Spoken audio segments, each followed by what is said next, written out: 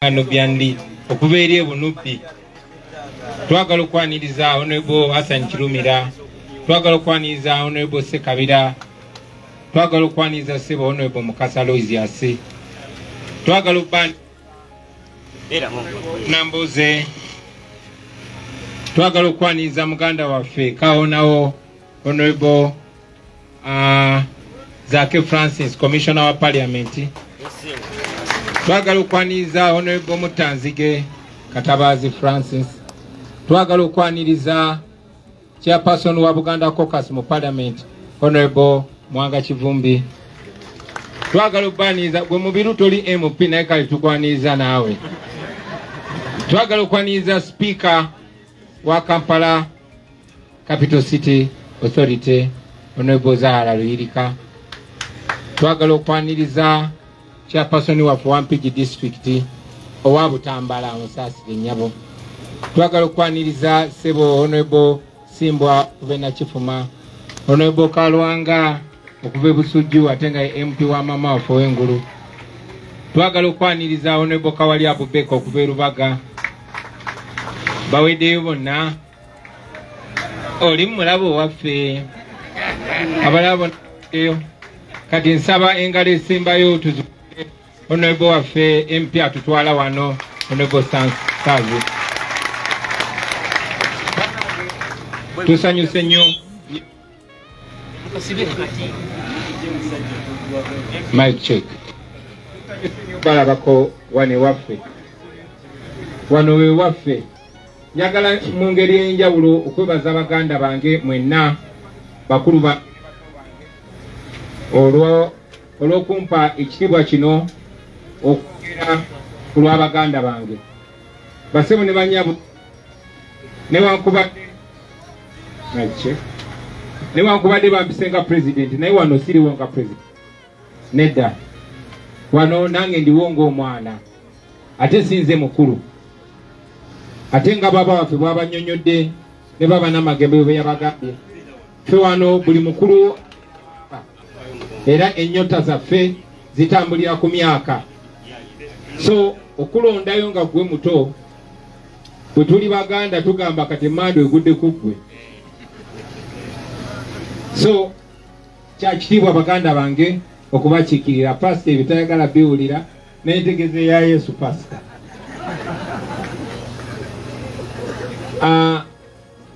Bannange yeffe wano ewaffe tuli batabani na bawala b'omugenzi JW Sentamu. Tuviira ddala Mukaira Sentamu Kamala byonna mu mazi wa bbanja yali Katikkiro. Ngo yali mutabani wa Nabembezi na Wanjovu naye yali Katikkiro. Era yali mutabani wa Kadu Wamala naye yali Katikkiro. Ne bajjajjabe abalala 7 nabo bali bakatikkiro. Era ng'oyo yazaala Siteri Sentamu jjajja wa taata. Yeebase Ekannabulemu. Siteri Sentamu yazaala Yozefu Walakira taata wa taata. Yeebase Ebubuule Mawokota. Era nga Yozefu Walakira yazaala JW Sentamu yeebase wano ewasinda Mugomba. Tuli baganda. Tuli bakatuliki. Newankubadde ffe bangi bonna mulimu abamadini ag'enjawulo, mujja kusangamu abasiraamu, mujja kusangamu abalokole, mujja kusangamu abakristaayo, mujja kusangamu n'abatalina ddiini. Abo be baffe naye ng'omukwano n'oluganda tekitugatta. Tuli baganda naye mu ffe mujja kusangamu abanubbi, mujja kusangamu abakyoli, mujja kusangamu abanyolo, mujja kusangamu abanyalwanda, mujja kusangamu abanyankole. Abo be baffe. Era kyekifaananyi kitaffe kyatukulizaamu. Ate abaana be babalazeeko batono nnyo. Tuli bangi. Waliwo n'abatava mu ntumbwe ya kitaffe naye nga baganda baffe. Abo be baffe. Muzikirize ntuuse okusiima okuva eri baganda bange bonna olw'okutwagala njagala okubagiza baganda bange mwenna naddala abaana abawala naddala bakulu baffe naye okusingira ddala njagala okubagiza abo abannamagembe. Baba Namagembe oyo newankubadde microphone ebuddeko ng'ayogera naye waliwo ensonga lwaki bw'otambula mu famire zaffe naddala ffe batabani ba Sentamu kumpi 9 ku 10 buli azaala omwana omuwala asooka amutuuma Namagembe. Oyo ye Namagembe senior. Mukuuma. Ffe mu famire ojja kusanga nga buli omu alina mukyaliwe. Nange ojja kunsanga oba oli awo atambula nnyo n'enyazi wadde ankyankalanya nnyo naye kyali wange. So buli omu mu famire alina mukwano gwe. Era wabawo obuzibu osanga ng'oyo yasoose omutuukako. Baba Namagembe oyo yasinga ng'otukiikiriranga birabe eyo kubanga baatukuza bwe batyo. Baatukuzanga ebyaffe bibeera waffe. Banaye tusanyuse nnyo nnyo. Ffe twagala nnyo obuwangwa bwaffe. Mukadde wange Kitunzi otusaasire ssebo omukolo tegwayimiridde oluvannyuma lw'okwogera kwa Kitunzi naye nsaba okutegeeza nti omukolo guno kwabaddeko president. Ensonga lwaki wamu n'abalala. So engeri gye tulina omukulembeze w'eggwanga ate nga byaddala mukadde wange. Bannange ffe famire eno gye mulaba famire yankyukakyuka kupadde ayagala nnyo ensi yaffe. Famire eno bujjajjaffe walakira famire yaffe yakiikirira Uganda mu kulwanira obwetwaze. Twalwanirira obwetwaze era nga Uganda efuna independence. Mukadde waffe yali omu ku basaale kubanga yali akola directly under Ben Kiwanuka. Kyanaku nti Obote bwe yabba akalulu jjajjaffe y'omu eyakulemberamu buli mulenzi eyaliwo n'abakazi abaali beesobola. Jjajjaffe walakira yali muyeekera. Kitaffe lwaffe Sentamu naye era bwali babanyumiriza olugero lwe namwe mujja kumanya nti Museveni mukyamu. Kale nno njagala obategeeza nti nze nange olwaleero ndi muyeekera. Mumpulidde bulungi? Ndi muki? Nze ndi muyeekera era nga njeekera Museveni. Ekyenjawulo nti nze ne bannange tetukozesa mundu, tetwagala kutta muntu yenna, naye omulama gwaffe nga sibeekwekoledde kujjako Museveni ne famire ye nti tetwali bwe tuti.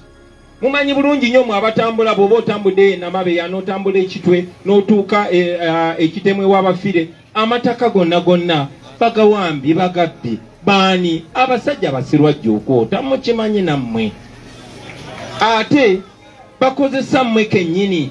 Nkibagamba bulijjo nti teri asobola kufuula mudduwe okuggyako ng'omuwadde olukusa bakitaffe ne bannyammwe mu abakulu mu myaka mwe mutuwaddeyo naye njagala mufumiitirize abantu, njagala mulowoozeemu abazzukulu bammwe nsi ki gye bagenda okusikira. Ebintu bino bye tubyogerako era baba wange Namagembe abadde afonye bagamba eno si political rally kubanga okwogera ku bizibu bye tuyitamu kyafuka kyebyabufuzi. Bw'ogamba bannanga amalwaliro babi atandise ebyobufuzi, ogamba bannanga abantu bafa nnyo atandise ebyobufuzi, obwavu nga bungi atandise ebyobufuzi. Naye nga ge mazima njagala nnyo okwebaza Eklezia Katolika olw'okwogeranga ku nsonga zino nga terumyemu. Ate nammwe kibakakatako bannange mwenna okwogeranga ku bintu bino. Obuulyawo si ffe twandibadde tubyogerako bassebo ne bannyabo, naye olw'obwetaavu obuliwo tubyogerako kubanga mubyetaaga. Tubyogerako kubanga Mukama atuwadde amaloboozi gano twagala tugakozese, si kulwaffe ffekka. Baba Namagembe abadde abannyonnyola mu nzijanjaba n'okubonaabona baba nakyo njayisemu. Kakati no yayisemu naye nno ffe tuli bagagga nno kale. Ffe tetuliyala nnyo. Naye olaba tubonyeebonye bwe tutyo nga tujjanjaba omuntu. Kwolowooza Kabisibisi oba Pasikaali. Mzee Kabisibisi nkutumidde. Badde simanyi nti nawe ali. Onsonyiwe ssebo kuwange ekyokulabirako.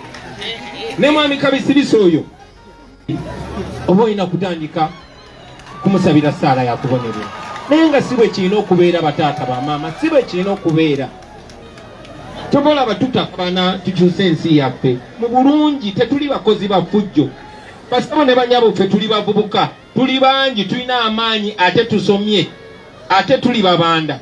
Mulaba abo bafusoja abali mu bimyufu bajjudde eggwanga lyonna. Singa twali bakunyiiga twandibadde twakwatadde mundu ne tubakba bonna. Naye tetukikola kubanga tetukkiririza mu violence.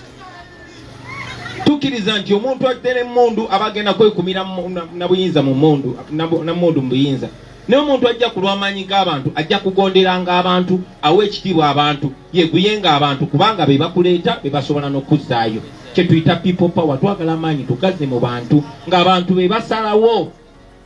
Twagala bakulembeze babeere nga beeguya abantu nga tosobola kujooga abantu nga tosobola kuvuluga kabaka w'abantu ne bakuwa akalulu nga tosobola kujja n'okunamira abantu ate n'omaana ofuuka RDC ng'ono gwe bawadde wano ab'Ebigomba. Ebintu ebyo ebimu bassebo bannyabo babikola kutujooga. Munaakola ki? Nsobola okuleeta ekisajja kyange ne kiba